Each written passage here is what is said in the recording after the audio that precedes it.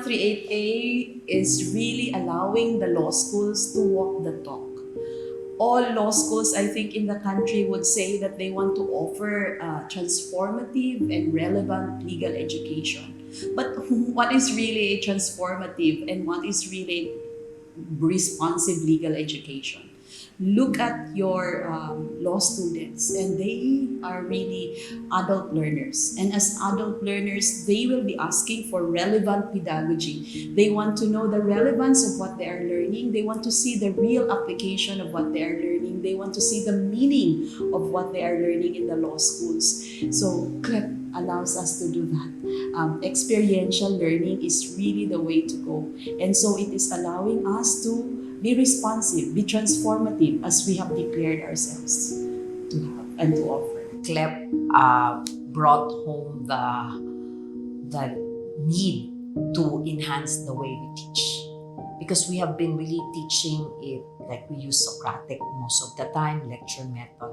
We forgot how important experiential learning is, and that was what CLEP contributed to the pedagogy in law school, to remind all of us that experiential learning has a very, very important place in teaching the law.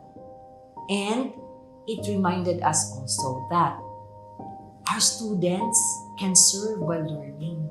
They don't have to wait to graduate from law school. That while they're studying their lesson, they can serve. And when they serve, their learnings, their knowledge are deepened. In fact,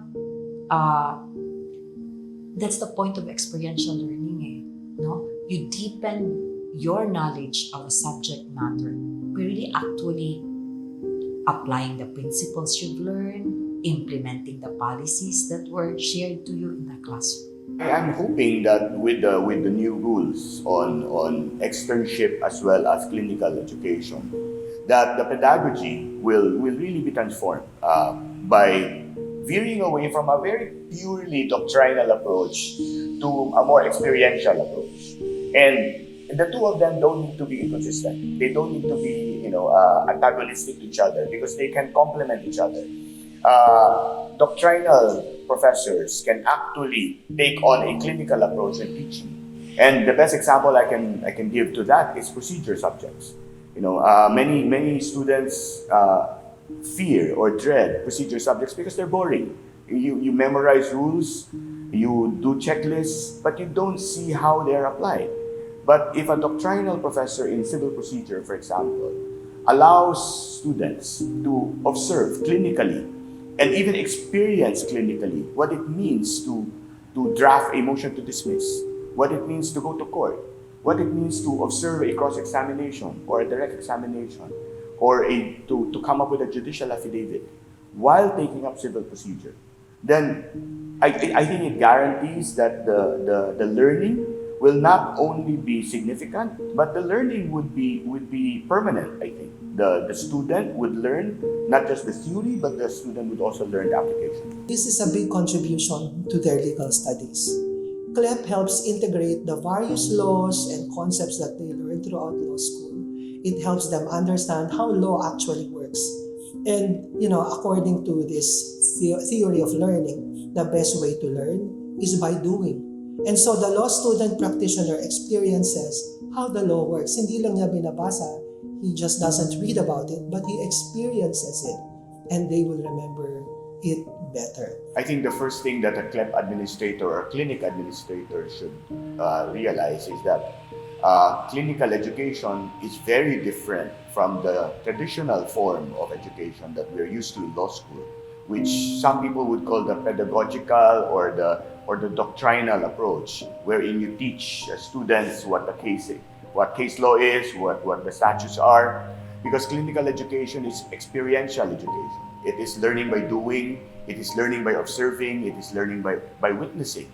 And so a clinical administrator is someone who is able to explain in practical terms, by words, by actions, is someone who is also a mentor, is someone who is a companion, is someone who can break down complex theories and show them to a group of interns.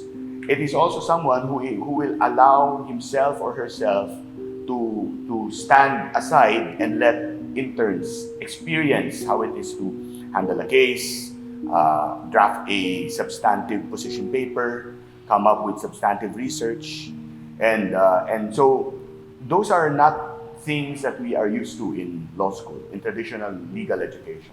So a clinic administrator, I think, must consider all of those. I acknowledge that putting in CLEP into our law schools with varying resources can really be very challenging at times.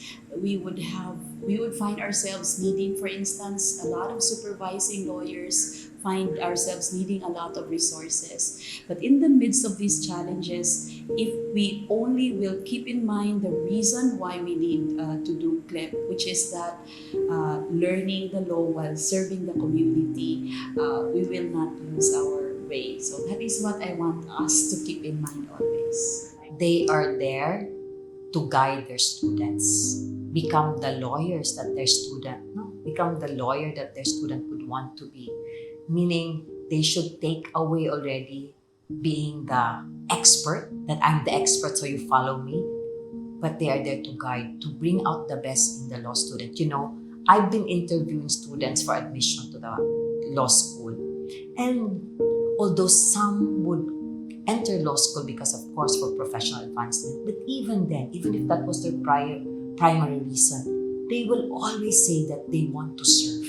So in all law students who go to law school, there is that spirit of service. They want to make the community better. And so the role of the law clinic administrator or supervising lawyer is to really nurture that desire, that love, that passion to serve. And you cannot do that by being the sage on the stage, because you might just be teaching your own way of doing things, and it wouldn't really help. In the words of Dean Joanne, let's allow 1,000 flowers to bloom. And for 1,000 multicolored flowers to bloom, we allow the uniqueness of our law students to come out, that unique service that they can give to the community. And that can only be done if you are a guide on the side.